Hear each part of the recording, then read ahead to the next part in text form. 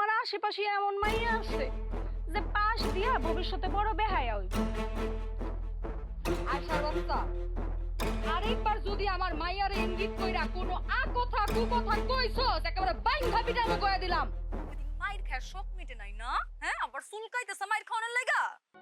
ভাবি এটা হতো জামাটা কিরম হইছে?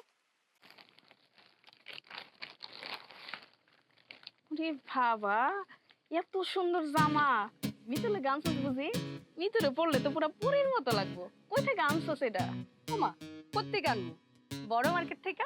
মেলা টাকা নিছে, দেখো জামার মধ্যেই লেখা আছে। অনেক দাম, 2500 টাকা। দুরু 2500 টাকা হইব কেন? ব্যাট আছে না, 2700 টাকা পড়ছে। এইটা কেমন বস্তির মার্কেট নাকি? ব্যাট ট্যাক্স লাগবো না? বিশাল বড় মার্কেট, সিঁড়িগুলা খালি দৌড়ায় আর দৌড়ায়।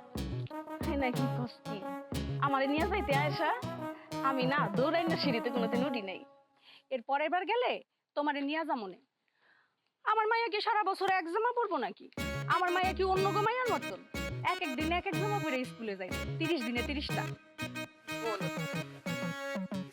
স্কুলের জামা পরে যাওয়ার লাগে এটাও জানে না। আমরা তো কিছু জানি না, সব উনি আর ওনার মাইয়া জানে। এইদিকে যে পোলা মাইয়ারা ভার্সিটিতে যাইয়া গোল্লাই যাইতেছে সেইটা কিসে জানে জানো ভাবি? এই যে ভার্সিটিতে মাইয়া গুলা যে যায় কি ছোট ছোট জামা পরে যায়, পোলা গুলোকে আবার ডলাডলিও করে, আবার তো দেখি বেরিয়েও টানে। নিজের চোখকে দেখা সব। এই দিক থেকে আমরা ভালোই আছি আয়েশা, আমাকে বস্তিতে কেউ ছোট ছোট জামা পইরা হাঁটার সাহস পায় না। ভাবি গো, এখন পড়ে না, ভবিষ্যতে পড়বো। তোমার আশেপাশে এমন মাইয়া আছে যে পাশ দিয়া ভবিষ্যতে বড় বেহায়া হইব। আয়সার বাচ্চা, আরেকবার যদি আমার মাইয়ারে ইঙ্গিত কইরা কোনো কথা কুকথা কইছস একেবারে বাইন্ধা পিটানো কইয়া দিলাম। মাইর খায় শোক মিটে নাই না? হ্যাঁ, আবার চুলকাইতেছে মাইর খাওয়ানোর লাগা। আমি কি তোমার মাইয়ারে লই কিছু কইছি? সোরের মন পুলি ঠিকই তো কইছে আয়েশা। আয়েশা কি কারো নাম লয়ে কিছু কইছে? আমি সুজি খাই না? হ্যাঁ, কারে ঠেস মাইরা কথা কয় এটা আমি বুঝি না।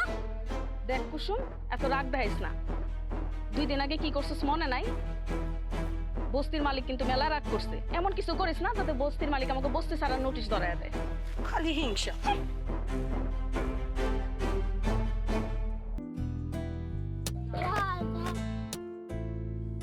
ভাল লাগছে মামা? দাঁড়াও, পানিটা খাও। পানি খাবে না? আরে পানিটা খেলে ভালো লাগতো তো একটু মামা। এই, তুই আমার মেয়ের ফুসকা ঝাল দিছিস কেন? তুই আমার মেয়েকে ঝাল দিলি কেন?